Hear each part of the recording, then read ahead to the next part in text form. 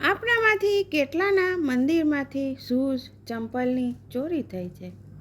મંદિરમાંથી shoes અને ચંપલની ચોરી સાથે શનિ ગ્રહનો શું સંબંધ છે? શા માટે તેને શુભ સંકેત માનવામાં આવે છે? શું આપના ચંપલ પણ મંદિરની બહારથી ચોરાઈ ગયા છે? જય શ્રી કૃષ્ણ મિત્રો, સ્વાગત છે તમારું મારી ચેનલ સ્નેહ સાગરમાં. જો આ નવીન જાણકારી આપ સર્વને પસંદ આવી હોય તો મારી ચેનલ લાઈક શેર કરીને સબસ્ક્રાઈબ કરી બેલ આઇકોન હિટ કરશો.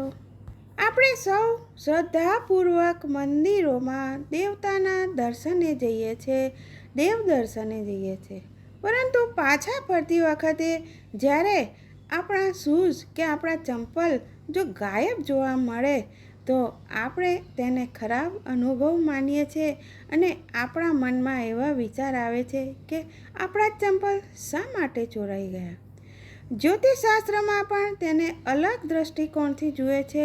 ખાસ કરીને તેનો સીધો સંબંધ શનિદેવ સાથે હોય એવું માનવામાં આવે છે.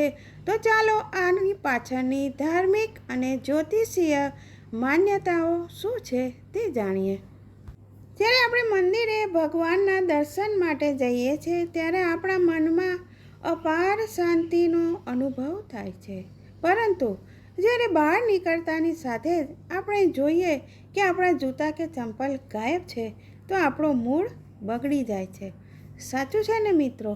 તમારી સાથે પણ શું આવો અનુભવ થયો છે? પરંતુ શું આપ જાણો છો કે જ્યોતિષશાસ્ત્રમાં મંદિરમાંથી જૂતા કે ચંપલની ચોરીને ખૂબ જ શુભ સંકેત માનવામાં આવે છે. આપણા જીવનમાંથી કોઈ મોટી સમસ્યા ટાળવાનો સંકેત હોઈ શકે છે. જ્યોતિષશાસ્ત્રમાં એવું પણ માનવામાં આવે છે કે મંદિરમાંથી જૂતા કે ચંપલની ચોરી હંમેશા અશુભ નથી હોતી. તેના બદલે તે ક્યારેક આપણા જીવનની મુશ્કેલીઓ અને નકારાત્મક ઉર્જાને દૂર થવાનો સંકેત માનવામાં આવે છે.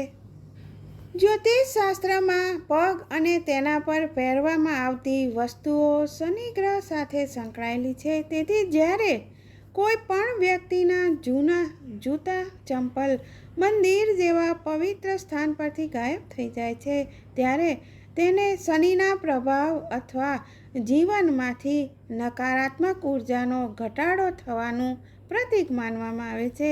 એવું માનવામાં આવે છે કે જૂતા વ્યક્તિની નકારાત્મક ઉર્જા અને જીવન સંઘર્ષ સાથે લઈ જાય છે. તેમને મંદિર જેવી સકારાત્મક ઉર્જાવાળી જગ્યાએ છોડી દેવા અથવા તો ચોરાઈ જવાથી વ્યક્તિના જીવનમાંથી કેટલાક નકારાત્મક પ્રભાવ પણ દૂર થાય છે અને એવા સંકેત માનવામાં આવે છે. માન્યતાઓ અનુસાર શનિવારે ગરીબ, જરૂરિયાતમંદ અથવા મજૂર વર્ગને જૂતાનું દાન કરવું ખૂબ જ શુભ માનવામાં આવે છે અને આમ કરવાથી ભગવાન શનિદેવ પ્રસન્ન થાય છે અને વ્યક્તિને ચાલી રહેલી મુશ્કેલીઓમાંથી પણ રાહત મળી શકે છે.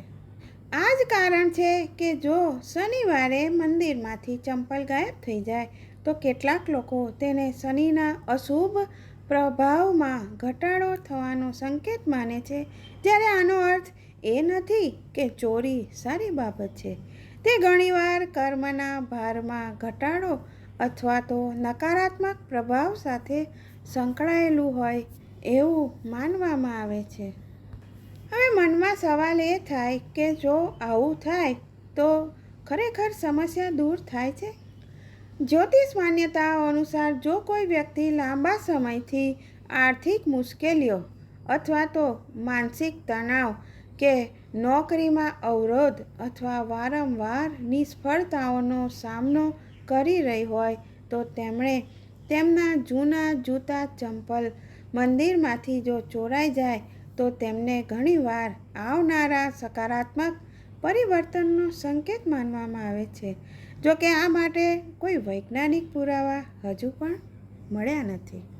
જય શ્રી કૃષ્ણ. ફરી મળીશું આવા અવનવા નવા વિષય સાથે. આપ પણ આપનો અનુભવ શેર કરશો.